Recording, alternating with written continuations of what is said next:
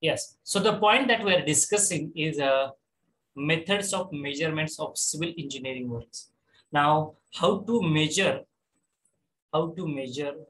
the particular construction activity. You are doing, you are starting your project. Okay. You are working on the site. The plan is there in your hand. Okay. So you are just calculating the length, width, depth, everything is there on your plan. Okay. You are just executing it. But how to take the measurements, what are the different methods to take the measurements for our civil engineering work is very important. If you know the concept how to take the measurement, then it will be very easy for you, my dear students, to survive on the site. Okay. खूप सोपं जाईल तुम्हाला जर तुम्हाला ही गोष्ट कळली की measurements कशा पद्धतीने घेतात. ठीक आहे. मग त्याची लेंथ मोजायची, सर त्याचा एरिया कॅल्क्युलेट करायचा आहे. ठीक आहे. किंवा मग त्याची डेप्थ मला फाइंड आउट करायची आहे. ठीक आहे. किंवा मला त्याचा पेरिमीटर माहित नाहीये, मी सर्क्युलर कॉलम टाकतो किंवा एखादा इरेग्युलर शेप्ड एरिया असेल, मग मी त्याचा एरिया कसा मेजर करणार आहे. So if you know how to take the measurements using different methods, it will be very easy for you. And how it is there or where it is described. So the rules of measurement of each atom is described in our IS 1200. There are 28 parts of this IS code. 28 part आहेत या IS कोडचे. 28 त्या 28 वेगवेगळ्या parts मध्ये वेगवेगळे item आहेत. तुमचं excavation, PCC, then footing, then your plastering, painting, जे काय तुम्ही कन्स्ट्रक्शन ऍक्टिव्हिटी करणार आहात, ते वर्क करणार आहात, ते ऍटम असणार आहे. ठीक आहे. ते कशा पद्धतीने त्याची मेजरमेंट घ्यायची आहे. ठीक आहे. मेजर कसा करायचा आहे, त्याचे सगळे रूल्स हे त्या IS 1 आहेत. आणि ह्या IS कोडचे 28 पार्ट आहेत. म्हणजे IS 1200 part 1, part 2, part 3, part 4, likewise part 28. There are 28 parts of this IS code. ठीक आहे. मग हे 28 पार्ट्स वेगवेगळ्या आयटम साठी वेगवेगळे पार्ट्स आहेत हे. ठीक आहे. The measurement shall be made from for a finished item of the work and description of each item shall include the materials, transport, labor, fabrication tools, and the plants, all types of the overhead for the finished work in required shape, size, and the specification. ठीक आहे. मग यामध्ये काही rules त्यांनी mention केलेले आहेत की measurements कशा पद्धतीने असले पाहिजे. ठीक आहे. यातला सगळ्यात महत्वाचा रूल जो आहे ना मेजरमेंटचा, की ज्यावरती तुम्हाला even in competitive exam also, MPSC, UPSC, IAS, SSC, त्यावरती हा एक खूप सोपा प्रश्न विचारला जातो. हायलाइट करतो मी. ठीक आहे. परमनंटली लक्षात ठेवायचा. In booking the order of sequence for the measurements shall be in the sequence of length, breadth, height, or depth. It is not like that you or thickness. It is not like that you are taking the breadth at first or the height at first, then you are going for the length, or you are taking the breadth at second, height at first, and length at third. It should not happen like that. Site वरती, construction site वरती, which rule you have to follow in booking or in just calculating all the quantities, estimate तयार करत असताना, site वरती काम करत असताना sequence काय लक्षात ठेवायचा आहे मुलांना तुम्हाला. So the order of sequence be of length at first, breadth at second, and height or the thickness at third. हा MCQ आतापर्यंत नाही म्हटलं तरी कमीत कमी 10 to 15 times they have asked this MCQ. What is the order of sequence to take out the measurements whenever you are working on the site? What is the order of sequence when you are going to take out the measurements? It is length, then width, or you can say it as the breadth, and then followed by your height or the depth or the thickness, whatever is applicable. Okay, so please remember this sequence. Okay, there will be a 1 mark MCQ in your university examination, as well as this question was asked previously in your competitive exams also. Then all work shall be measured with respect to following tolerance. किती tolerance असला पाहिजे measurements मध्ये बघा. जसं मी तुम्हाला सांगितलं, site वरती जर प्लॅन अंडरस्टँड झाला तर तुम्ही प्रॉपरली एक्झिक्यूट करू शकताय, परंतु एक्झिक्युशन करत असताना चुका होतात. मग ह्या किती टॉलरन्स असला पाहिजे या ज्या गोष्टी होतात. सो लिनियर मेजरमेंट्स, जसं की तुमचं रनिंग मीटर, ठीक आहे, कंपाऊंड बांधायचं, तुम्ही रनिंग मीटर घेताय, मेजरमेंट्स घेताय किंवा घरात स्कर्टिंग करायचे. So linear measurement shall be measure nearest to the 0.001 metre. linear measurement shall be measured nearest to the 0.01 meter. Then area shall be measured nearest to the 0.01 square meter, and cubical content shall be worked out nearest to the 0.01 meter cube. बघा इतकी accuracy पाहिजे तुम्हाला तुमच्या construction site वरती काम करत असताना. Tolerance हा खूप खूप म्हणजे खूप निग्लिजिबल आहे, 0.01 metre. Okay, for the linear measurements. Area measurement साठी तो 0.01 स्क्वेअर मीटर आहे आणि क्युबिकल कंटेंट साठी 0.01 मीटर क्यूब आहे. म्हणजे बघा तुमची ॲक्युरेसी ही किती असली पाहिजे. ठीक आहे, if you subtract that 0.01 from 1, you will come to know the actual accuracy of your work. Okay, actual accuracy of your work. त्यामुळे ही लक्षात घ्या. 99.99 मी असं म्हणेल, 99 जरी आन्सर येत असेल तर 99.99% तुमचं वर्क हे ॲक्युरेट असलं पाहिजे. तुम्हाला मेजरमेंट्स ह्या घेता आल्या पाहिजे. ठीक आहे, कशा पद्धतीने मेजर करायचं आहे हे तुम्हाला असलं लक्षात आलं पाहिजे. Okay, let's proceed further. Then in some type of the work under different conditions and the nature shall be measured separately under different separate items. ठीक आहे, जर काही स्पेशल वर्क असेल किंवा एखादं सेपरेट आहे, खूप वेगळं टाइप ऑफ वर्क आहे. ठीक आहे, तुम्ही अंडर वॉटर कन्स्ट्रक्शन करताय, some part is under water and some part is above the water. ठीक आहे, डिफरंट साइट कंडिशन आहे, डिफरंट नेचर ऑफ वर्क आहे. ठीक आहे, सो त्या केसमध्ये सुद्धा तुम्ही तुमचे मेजरमेंट जे आहेत you can consider it separately. Then the bill of quantities shall fully describe the materials, proportion, workmanship and accurately represent the work to be executed. बघा मेजरमेंट मधला हा आपला एक महत्वाचा रूल आहे.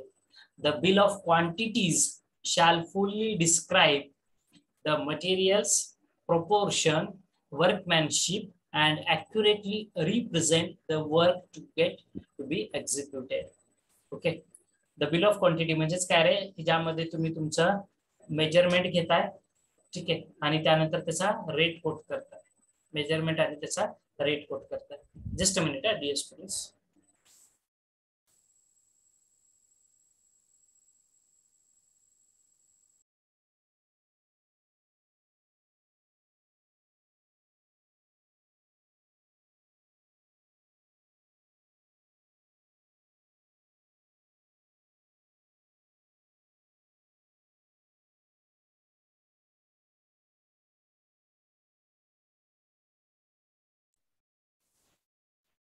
Sorry for the disturbance. So the bill of quantities म्हणजेच काय, जिथे तुम्ही एस्टिमेट तयार केले, क्वांटिटी काढलं, तुम्हाला माहित झालं की बाबा एक्सकॅव्हेशन साठी मला 100 मीटर क्यूब लागतंय, पीसीसी मला 200 मीटर क्यूब लागतंय. मग हे जे काय तुम्ही एस्टिमेट म्हणजे जी क्वांटिटी काढलेली असते ती त्याला रेटनी मल्टिप्लाय करताय. सपोज तुम्हाला कळलंय की मला 1 मीटर क्यूब साठी मला 7-8 बॅग सिमेंट लागतंय M20च्या कॉन्क्रीटमध्ये, किंवा 6 बॅग सिमेंट लागतंय. मग 6 बॅग, एका बॅगचा रेट किती आहे 300, मग 6 बॅगला किती लागणार आहे तर 1800 रुपये. मग हे जे काय तुम्ही मेन्शन करता त्याची क्वांटिटी आणि त्याचा रेट, त्याची क्वांटिटी आणि त्याचा रेट हा जो कॉन्ट्रॅक्टर रेट कोट करत असतो. ठीक आहे, ज्याला आपण BOQ, ज्याला बिल ऑफ क्वांटिटी असं म्हटलं जातं. So this bill of quantity shall fully describe the materials, proportion, workmanship and accurately represent the work which is to be executed. In case of masonry or structural concrete, that shall be measured separately and the height shall be described. बघा steps कशा असतात. From foundation to the plinth level, जसं मी तुम्हाला सांगितलं, even तुमचं जे bill sanction होतं पैशांचं ते सुद्धा याच टप्प्यामध्ये सँक्शन होत असतं. फर्स्ट पहिल्यांदा फाउंडेशन पासून प्लिंथ पर्यंत, then from plinth to the first floor, then from first to second floor and so on. यावरती तुमचं तुम्ही मेजरमेंट सुद्धा तसेच घ्या आणि तुमचे जे पेमेंट सुद्धा राहणार आहे, जो सिक्वेन्स असणार आहे तोही याच पद्धतीने असतो. ठीक आहे, आधी प्लिंथ पर्यंतचं काम केल्यानंतर पहिलं बिल निघतं तुमचं, त्यानंतर तुमचं प्लिंथ नंतर वरचा जो फर्स्ट फ्लोअर असेल त्याचं काम झाल्यानंतर तुमचं रिमेनिंग बिल निघायला सुरुवात होते. ठीक आहे, पुढचा जो चार्ट आहे तो मी दाखवतो तुम्हाला. I am very much interested. Yes, the table below gives or shows you the units of measurement of various items of civil engineering work based on IS 1200. Based on IS 1200. आता हे लक्षात घ्या, हे life time you have to remember all these tables. Okay, Why? Because the units are mentioned over here. Okay, units of measurement. Earthwork in excavation. कशामध्ये measure करतोय आपण earthwork? Metre cube, cubic metre और metre cube. बघा, earthwork पहिले item आहे आपला earthwork. कशामध्ये measure करतोय आपण? मीटर क्यूब मध्ये मेजर करतोय. लक्षात घ्या, कारण तिथे तुम्हाला हा क्युबिकल कंटेंट आहे अर्थवर्क म्हणजे. तिथे तुम्हाला लांबी असते, रुंदी असते आणि त्याला खाली डेप्थ असू शकते किंवा हाईट असू शकते. ठीक आहे. खड्डा खणणार आहात, मग खड्डा खणताय म्हणजे तुम्ही एक स्पेसिफिक एरिया तुम्ही आधी काय करता, त्याला एल असणार आहे, त्याला बी असणार आहे, आणि खड्डा खांदायचा म्हणल्यावर त्याला खाली डी पण असणार आहे. ठीक आहे.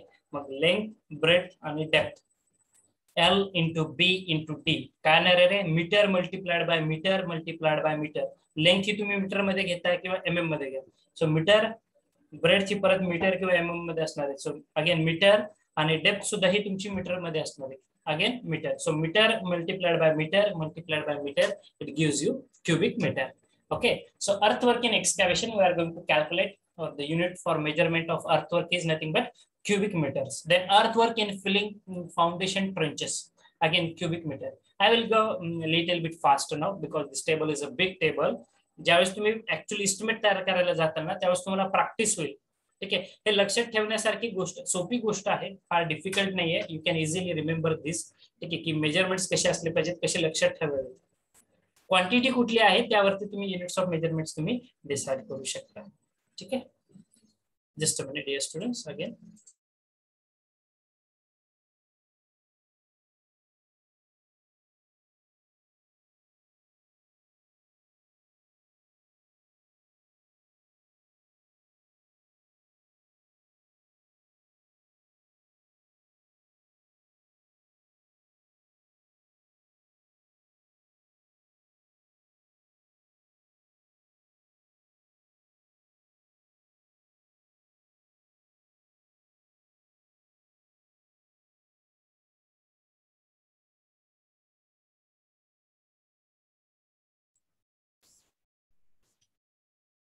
sorry for the disturbance. Then concrete, lime concrete in the foundation. Again, we are going to measure it in cubic meter. Units per meter, that is nothing but per cubic meter. ठीक आहे, जे काय असेल ते. Cement concrete in the lintels. Again in the lintel, लिंटेलच्या वरती तुम्ही cement concrete बघितलं असेल. Again we are going to take it in cubic metre. बघितलंय का? सिमेंटच्या वरती तुमच्या लिंटेल लेवल जे असते ना, त्या लिंटेलच्या लेवलवरती तुम्ही सिमेंट कॉन्क्रीट बघितलंय. What is the purpose? Have you seen? ज्यावेळेस तुम्ही भिंत बांधत असता, जिथे तुमची खिडकी असते ना, खिडकीच्या वरच्या पोर्शनला काय म्हणता तुम्ही? लिंटेल म्हणता. आणि हे लिंटेलच्या वरती किंवा त्या जे लिंटेल लेवल आहे ना, तिथे तुम्हाला एक पीसीसीचा बेड दिसतो. ठीक आहे, पीसीसीचा, प्लेन सिमेंट कॉन्क्रीटचा. कशासाठी प्रोव्हाइड करतात रे हा? तिथे विटेचं बांधकाम का नाही करू शकत सर आम्ही? किंवा विटेचं बांधकाम पण असतं ना तिथे, बघितलंय ना, मग तिथे पीसीसी का लेड करतात? Can you able to give the answer of this question? Why we are going to place a cement concrete in the lintels?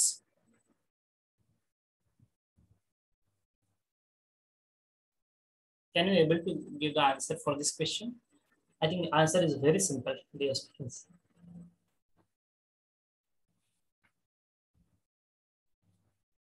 आहे कोणाकडे उत्तर या प्रश्नाचं? Why we are going to provide, or why we are going to use the cement concrete in case of your lintels?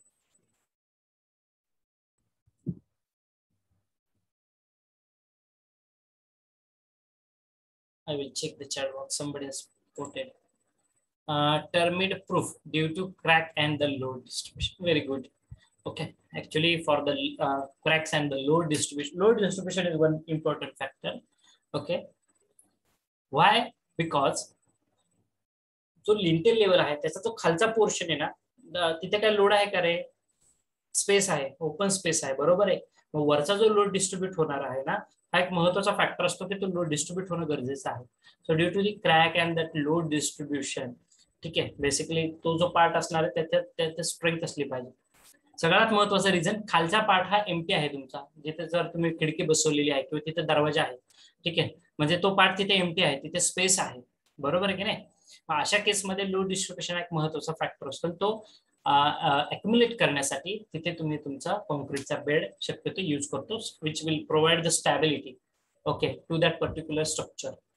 Stability provide करता, that is related with the load distribution and strength. Okay. Good. Then cement concrete or RCC in the slab. Again, we are going to count the RCC. Yeah? RCC in meter cube. Then cement concrete in RCC, chhajja and sunshade. Then lean concrete in roof terracing, where thickness is specified. बघा लीन या शब्दाचा अर्थ काय होतो? पातळ. ठीक आहे. Actually लीन या शब्दाला खूप छान अर्थ आहे तो. लीन म्हणजे पातळ, खूप कमी थिकनेस असलेला. So lean concrete in roof terracing. आता रूफचं टेरेसिंग तुम्ही बघा, लाईन कॉन्क्रीटिंग केलेलं असतं तुमच्या रूफवरती. बघितलंय कोणी? कशा पद्धतीने करतात रे टेरेसिंग? टेरेसिंग हा शब्द वापरतात. आय डोंट नो इथे काय यूज करतात शब्द तो. ठीक आहे. जिथे थिकनेस स्पेसिफाईड असतो. बघा तुमच्या गच्चीला वरती ज्यावेळेस तुम्ही गेलात वरती रूफ सरफेस जो असतो तुमचा, जेंटल, व्हेरी जेंटल स्लोप असतो. तो तुम्हाला लक्षात पण येणार नाही की तिथे स्लोप आहे म्हणून. कशासाठी रे? हा स्लोप कशासाठी प्रोव्हाइड करतात? Very gentle. तुम्ही चालताना तुमच्या लक्षात येणार नाही की तिथे काहीतरी स्लोप वगैरे असा काही फंडा आहे. So very gentle slope is provided. Y? whatever the rain water which is coming on the top surface of your roof, just to drain out that rain water. नाही तर पावसाचं पाणी तिथेच साचेल, मग अख्खा स्लॅब तुमचा गळायला लागेल लगेच. ठीक आहे, 4-6 महिन्यामध्ये. बरोबर की नाही? Yes. So to drain out this surface water, whatever the rain water which is coming on the surface of that roof, just to drain out, that's very gentle slope is provided. आणि slope देण्यासाठी बघा वरती आपल्याकडे गच्चीवरती तुम्ही बघितलं असेल terracing केलं जातं. त्याला आता मराठीमध्ये किंवा साईटवरती एक शब्द आहे, आय जस्ट फॉरगेट इट, आता सध्या विसरलो मी तो. ठीक आहे. ब्रिक वर्कचे सुद्धा बघू शकता तुम्ही, टेरेसिंग केलेलं असतं, त्याला व्हेरी जेंटल स्लोप दिलेलं असतं. ब्रिक वर्क बघू शकता किंवा तुम्ही हा लीन कॉन्क्रीट यूज करतात बऱ्याचशा वेळेस तिथे, तोही तुम्ही यूज करू शकता. ठीक आहे. कोबा, नॉट कोबा, I just forget that word. विसरलो मी या मुवमेंटला. सांगेल तुम्हाला काय म्हणतात त्याला. ठीक आहे. कोबा हा आपल्या घरात जुन्या घरांमध्ये ते मोहरीमध्ये वगैरे करतात का, ते बाथरूम मध्ये वगैरे बघा तसा तो एक वेगळा झाला. जो रूफ सरफेस वरती राहतो तो थोडा, त्याला एक वेगळा शब्द आहे, मी सध्या विसरलोय, सांगेल मी तुम्हाला नंतर. ठीक आहे. Then cement concrete bed, again we are going to measure it in cubic meter. Then DPC. DPC is always calculated in your what we can call that. The unit is nothing but your yes, square meters. Okay. So DPC we are going to calculate it in square meter. ठीक आहे. DPC आपण square metre मध्ये calculate करतो. ठीक आहे. आता DPC म्हणजेच काय? So damp proof course, just to trap the moisture.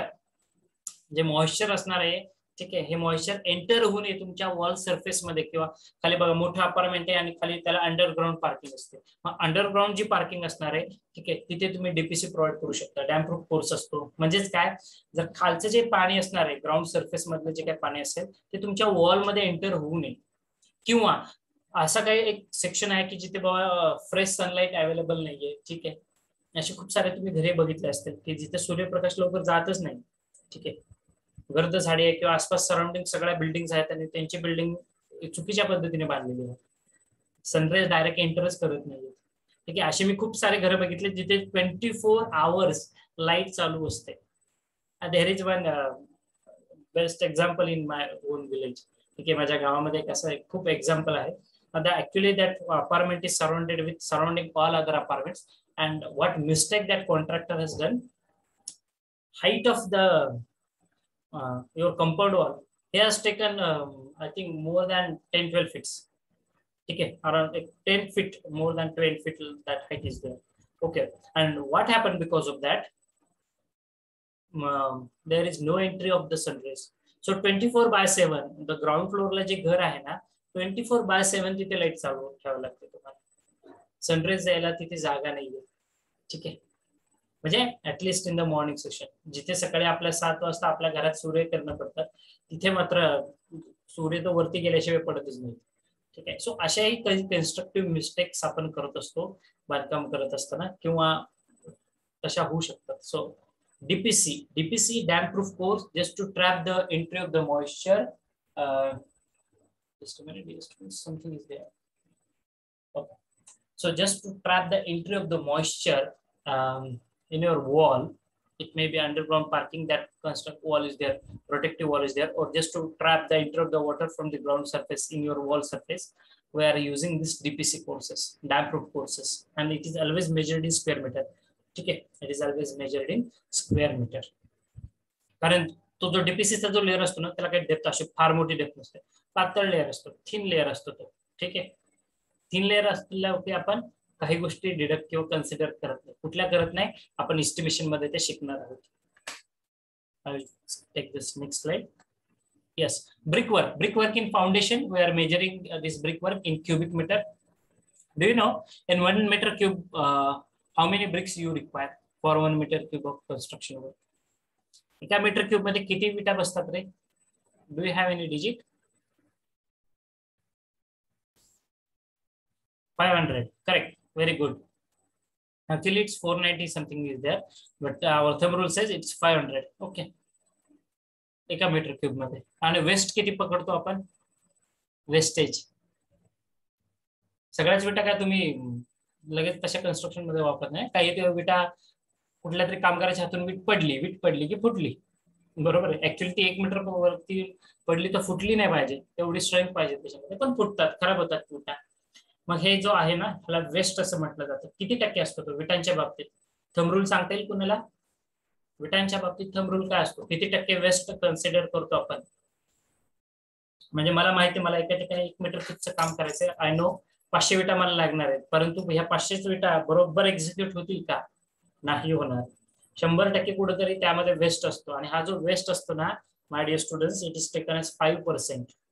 In case of the bricks किती असतो तो? 5%. म्हणजे 25 विटा एक्स्ट्रा धरायच्या. जिथे 500 लागणार आहे तिथे 525 धरून चला. कुठेतरी वीट फुटली, कुठेतरी तुम्हाला परत ते जे हेडर फुटरची जी आपली स्टाईल असते, half king closure and all that, त्यासाठी सुद्धा तुमच्याला काही विटा लागतात. सो 525. ठीक आहे. वेस्टेज हा 5% असतो आपल्यामध्ये construction site वरती. हा thumb rule लक्षात ठेवायचा.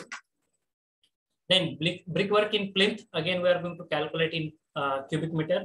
Thin partition walls, very important. Thin partition wall, it is taken in square meters. Brickwork in the arches or it is in the reinforced brickwork, we are going to count it in cubic meter. Again stone masonry, cubic meter. जे दगडी बांधकाम असतात ना, ठीक आहे, stone masonry, ज्याला अनकोर्स असेल, course रबल असेल, जे काय असेल ते. So we are going to count it in your meter cube. Then woodwork, doors and window frames. बघा मी मगाशी जो शब्द वापरला होता फ्रेम्स हा वेगळा झाला आणि नंबर ऑफ डोर्स 1 2 ते नंबर मध्ये काउंट करतो. But the doors and the window frames, त्याची जी फ्रेम असते ना और ती चौकट ज्याला म्हणूया आपण, it is taken in cubic metre. Okay. Rafters, then beams. Frames हा शब्द उच्चार करतोय मी, परत एकदा सांगतोय. ठीक आहे, otherwise you will get confused. Doors are different and the frames for doors and windows are different. Okay, then shutters of the doors and the windows, thickness specified, जिथे thickness हा मेंशन केलेला असतो, that quantity we are going to count it in square meter. Doors and window fittings like hinges, tower boards, sliding boards or the handles, हे number मध्ये घेतो आपण. each एक hinge आहे, बिजागरे किती आहेत? 1 2 3 4. ठीक आहे. आणि याचं पण मी तुम्हाला एक्झाम्पल सांगितलंय. Then steel work, steel reinforcement bars like it is in RCC or in reinforced brickwork, it is in quintal or tonne per meter square. Okay, quintal मध्ये घ्या किंवा टन मध्ये तुम्ही घेऊ शकता. ठीक आहे. मग त्याच्या पुढे टन पर मीटर क्यूब किंवा टन पर मीटर स्क्वेअर ही पुढची एक क्वांटिटी झाली, ऍक्टिव्हिटी झाली. त्याचं युनिट जे असणार आहे साईट वरती हे क्विंटल किंवा टन मध्ये. क्विंटल म्हणजे किती रे? What is 1 quintal equals to? And 1 ton equals to? 1 quintal equals to, okay. Arey, hushar. Only Rutvik has given me the correct answer and Sheetan. 1 quintal equals to 100 kg and 1 ton equals to 1000 kg. Please keep the difference in your mind. Okay, what is quintal and what is ton? Then and hold fast, जे hold fast असतात त्या fix करत असतो ना आपण doors मध्ये, त्या frame मध्ये. ठीक आहे, त्याला not mentioned in unit. Then grills, जे आपले लोखंडी ग्रिल असतात, स्क्वेअर मीटर मध्ये मेजर करतोय आपण. ठीक आहे. Then next yes. So roofing मध्ये परत जे तुमचं स्लॅब रूफ असणार आहे क्युबिक मीटर मध्ये, एसी शीट्स जे असणार आहेत ह्या स्क्वेअर मीटर मध्ये, सेंटरिंग आणि शटरिंगचं जे फॉर्मवर्क असणार आहे हे स्क्वेअर मीटर मध्ये तुम्ही मेजर करताय. ठीक आहे. देन सीधं plastering points and finishing items सगळे स्क्वेअर मीटर मध्ये आहेत. कारण का हे सगळे थिकनेस स्पेसिफाईड आहेत. आता या शब्दाचा अर्थ काय होतो, ज्यावेळेस आपण एस्टिमेट तयार करणार आहोत त्यावेळेस मी तुम्हाला अजून क्लिअरली डिफाईन करेल त्याला. ठीक आहे. जिथे थिकनेस आपल्याला स्पेसिफाईड असतो. ठीक आहे. कारण प्लास्टरिंग मध्ये थिकनेसच खूप महत्वाचा आहे. ठीक आहे. Thickness, white washing, distempering, painting, varnishing सगळे हे स्क्वेअर मीटर मधले आयटम आहेत. कारण हे सगळे थिकनेस किंवा नंबर ऑफ कोट्स स्पेसिफाईड असतात.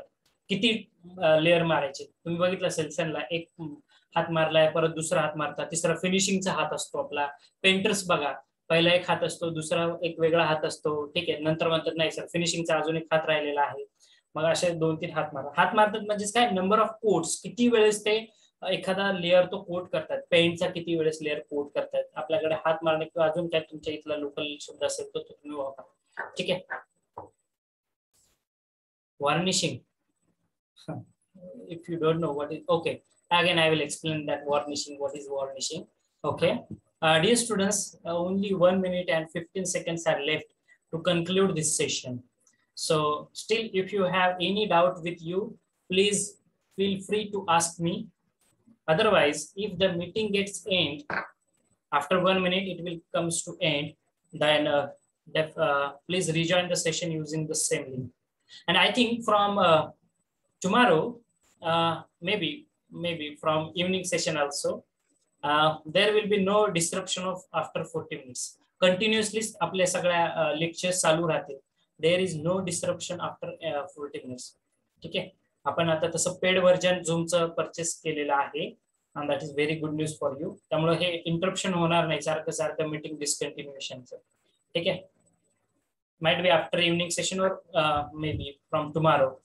ठीक आहे. All the lectures will be directly 2 तास असेल तर 2 तास कंटिन्युअसली होतील, कुठेही डिस्टर्बन्स राहणार नाही त्यामध्ये. So dear students, please rejoin the session using the same link as specified. Okay, please rejoin it immediately so that we are not going to waste our valuable time. Okay.